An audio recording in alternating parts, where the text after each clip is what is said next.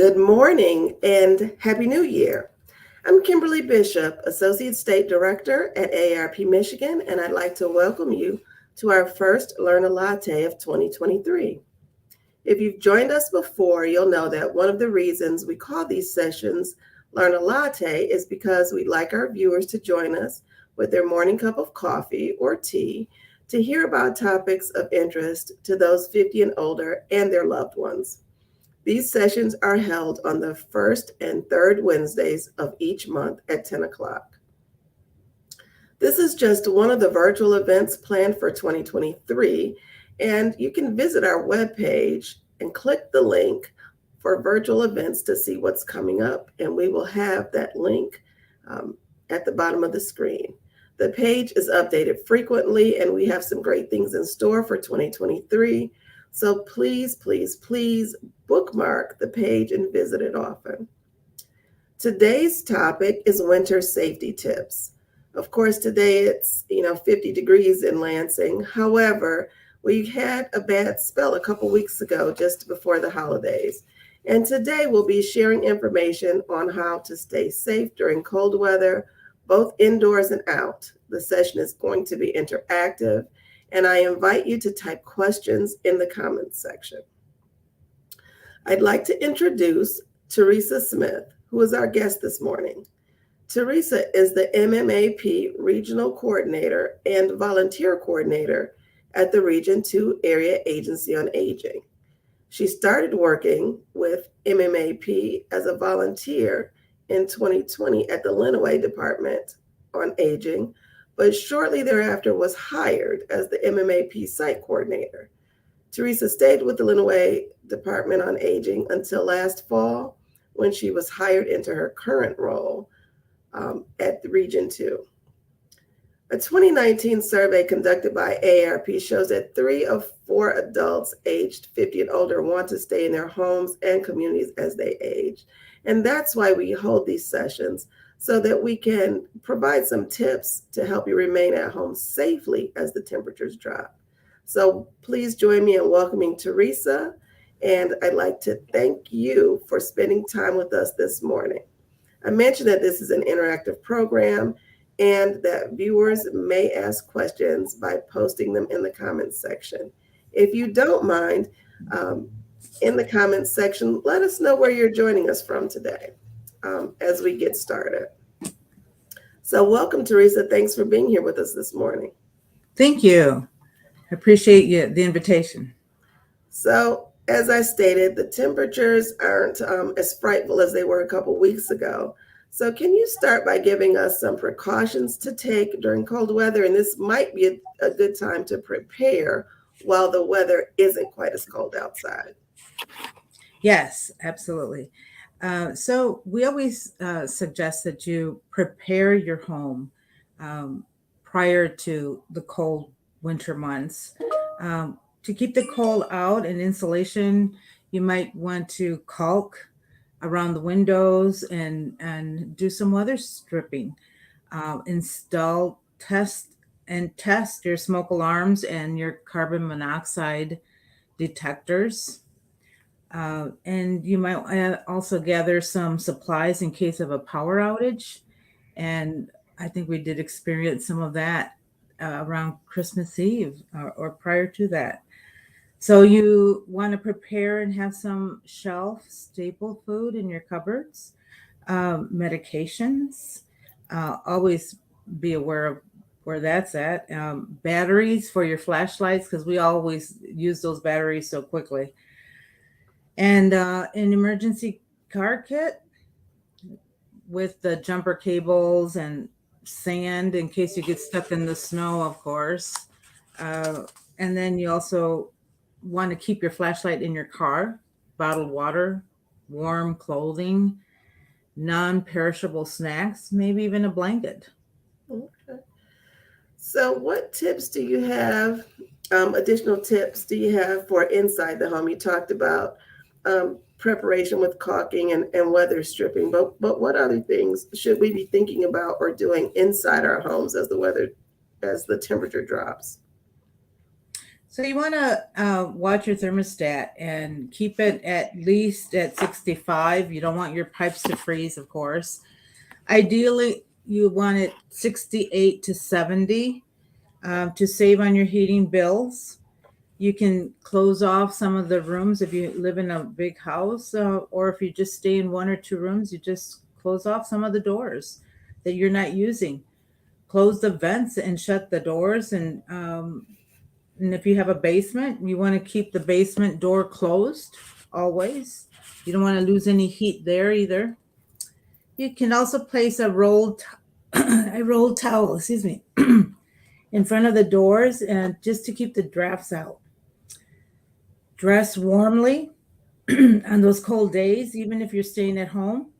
Throw a blanket over your legs and wear some socks and some slippers. Make sure you're eating enough to maintain your weight, and body fat actually keeps our bodies warm. Drink alcohol in moderation. Alcoholic drinks make you lose body heat. Um, So, Teresa, you've mentioned a bit about maintaining body heat. Why is maintaining body heat so important, especially for older adults? Older adults are at a higher risk of hypothermia. And what is hypothermia? Simply, it's a medical emergency that occurs when your body loses heat faster than it produces body heat, causing dangerously low body temperature. Normal body temperature is at 98.6. Hyperthermia occurs as your body temperature falls below 95. Wow, that's not a whole lot of difference. So it sounds like it's really important to be prepared to stay warm. Can you Yes. share with us some of the signs of hypothermia so that we know either that we might be experiencing them or a loved one might be experiencing them? So if you're experiencing shivering, feeling really tired, confusion, fumbling of hands, memory loss, or slurred speech, or even drowsiness. Okay. So those are definitely things to be on the lookout. And we talked about it a little bit. In Michigan, it gets pretty cold. And what safety tips should we be thinking about if people are using wood stoves or fireplaces or space heaters to heat their homes? So you want to store a fire extinguisher nearby. Don't burn paper in a fireplace. Make sure you have enough ventilation, especially if you're using a kerosene heater. Opening an interior door or slightly opening a window are always good recommendations.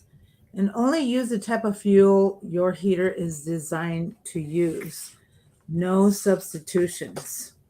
Don't use a heater that's with a damaged electrical cord, and certainly don't use space heaters near things that could catch on fire, like even a blanket or paper, of course, drapes, bedding, or any furniture. So we talked a bit about being inside. What do you suggest if we have to go outside? So if you go outside, you remember to, of course, you want to wear your shoes or boots, ideally with good traction and non-skid soles. Also, remove your wet or icy shoes when you go inside to avoid slipping on water, snow, or ice from your shoes that is collected from that traction. Replace worn cane tips. So if you use a cane that always has that rubber tip underneath, make sure it is in good condition. Make sure your car has been serviced, checking the oil, the battery, wipers, all that makes a difference. And we've already talked about the emergency kit.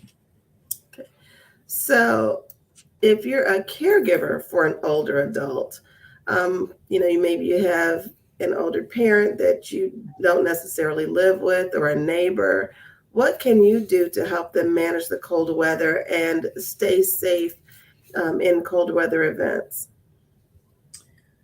Well, you want to make sure that all their electronic devices are operating properly, from heaters and furnaces to ovens and even their cars. Just be sure that everything is operating properly. Stock up on essentials. Medication and pantry items are high on the list. Try to see what they have, everything that they need for at least a week. Okay.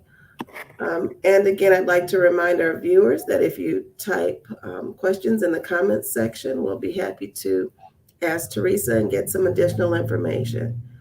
One of the things that we haven't talked about, but definitely know that it's an issue because many older adults are on fixed incomes, is the financial impact of staying warm. What can you recommend if people are having problems paying for their heating? And we know that those bills can get pretty high in the winter. True. So, electric and natural gas, propane bills can have a major impact on household budgets. Um, so, for people having trouble paying their energy bills, it is important to know that help may be available.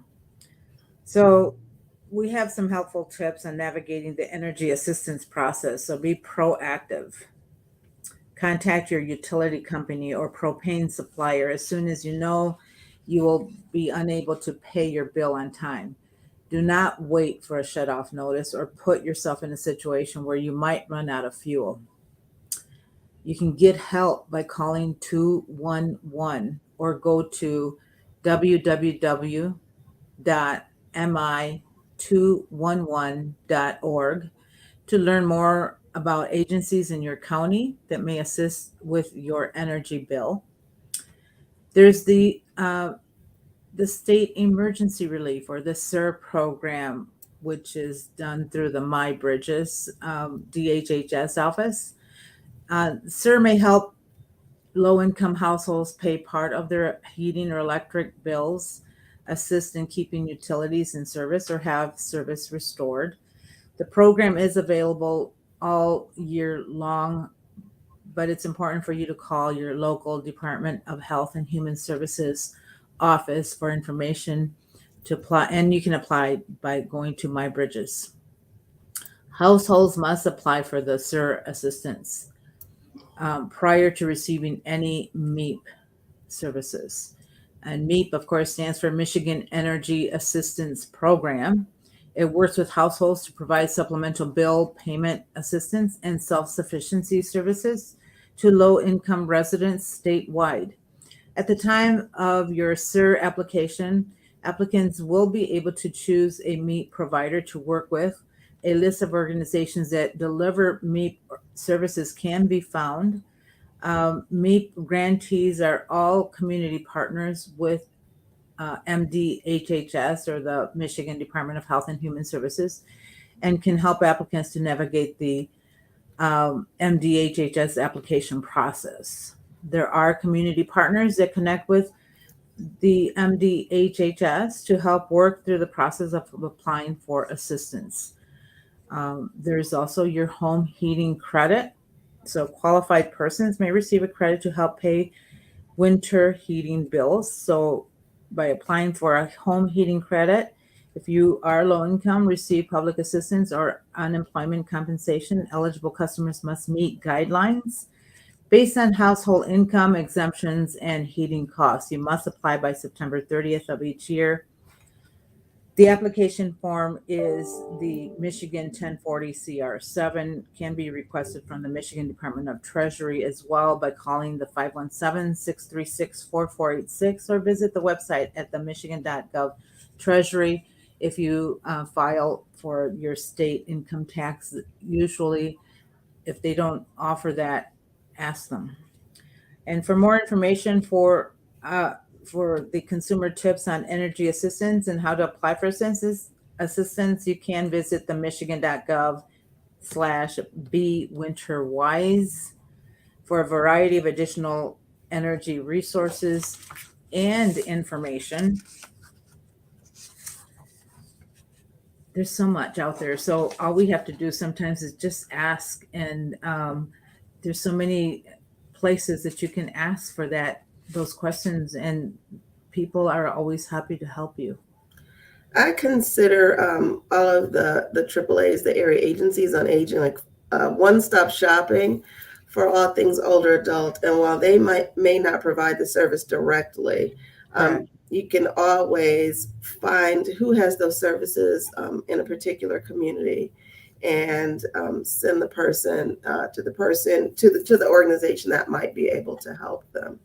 Yes, that's correct, Kim, because Region 2 is, if we can't help you, we have the resources, and we look for the resources if we're not able to help you directly, to help you and find those resources.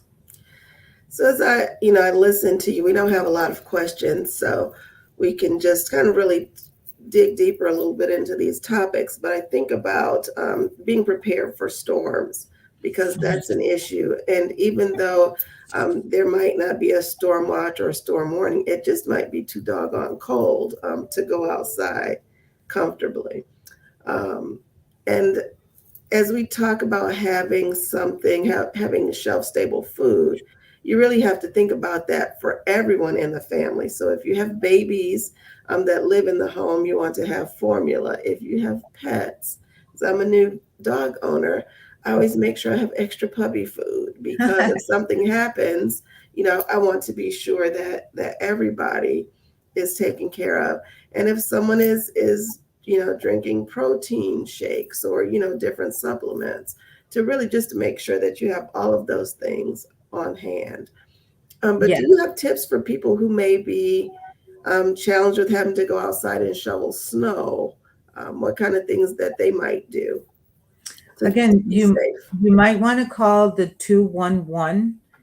Um, just pick up your phone and press those buttons, 211, and you'd be surprised the number of resources that they have that can come out to help you. Reaching, the area agencies on aging, we always try to have volunteers ready to go out there and assist as well. Oh, nice. Again, because it's volunteers, it's difficult sometimes, but we try to do our best. That goes for all the area agencies on aging. And I think you make a good point that each agency is going to have access to different resources. So it's Mhm. really important to call to Yes. see what your agency has, because I never even thought about snow shoveling as something that Yeah. might be done by volunteers. Um, You so can we also do ask a neighbor. Sometimes people ask neighbors, and if you have a good neighbor, they're happy to help out as well. Uh, And I think that's important as well. In the winter time, and Michigan can get pretty gray in the winter. Depression is also an issue when people are closed in, they can't get out. So check on your family members, your neighbors, your friends, to be sure that they're okay, especially during the cold weather and these winter months where we don't have a lot of sunshine. So True. that's some great advice. Well, Teresa, I'm going to thank you for joining us today.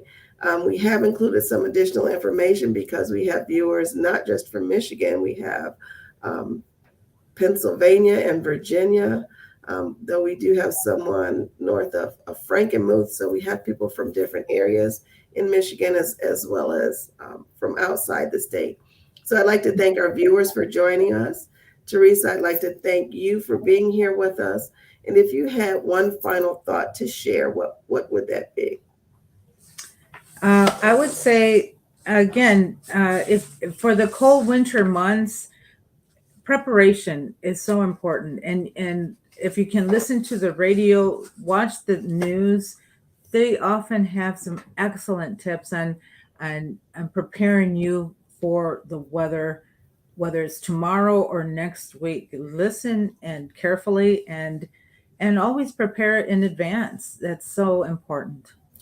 I'd like to add that today it's 50 degrees. So today, if you get a chance to go to the grocery store, maybe buy a couple extra cans of soup or that extra puppy food just to be sure that you're ready for when those cold temperatures come. So thank you again, Teresa. I always enjoy working with Region 2 Area Agency on Aging. You have such great information.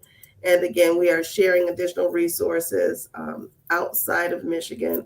We're going to have a brief survey in the comments because we'd like to hear from our viewers what kinds of things they'd like to see. And just as kind of a piece of information, next month we'll be talking about slips and falls, which is directly related to feedback that we've gotten. And one message that we've gotten from Carl Ford, he has a question. Did we mention water? And you're right, we did not. How much should we have on hand? And when do we fill up the bathtub? Now, Carl, I'm going to say I don't know about when we'd fill the bathtub or what that does, but what I have read before is that you would have at least a gallon of water per person in the household. And I So, think that the gallon of the bathtub, filling the bathtub refers to those who have no their water's exhausted. Maybe they broke a water line outside or something, and that's why they say fill the bathtub with water simply to have it on hand, whether it's for your dog, like you said, or you can always boil the water as well. As far as how much water, it depends on, like you already mentioned, a gallon of water per person. We don't realize how much water we drink until you don't have it. oh, Carl says it's a hurricane reflex. See, I did not know that. So thank you, Mm, Carl. And the thing that I love about these sessions is while we share information, we also learn information from our yes. viewers. They share tips with us as well. So thank you all for joining us this morning.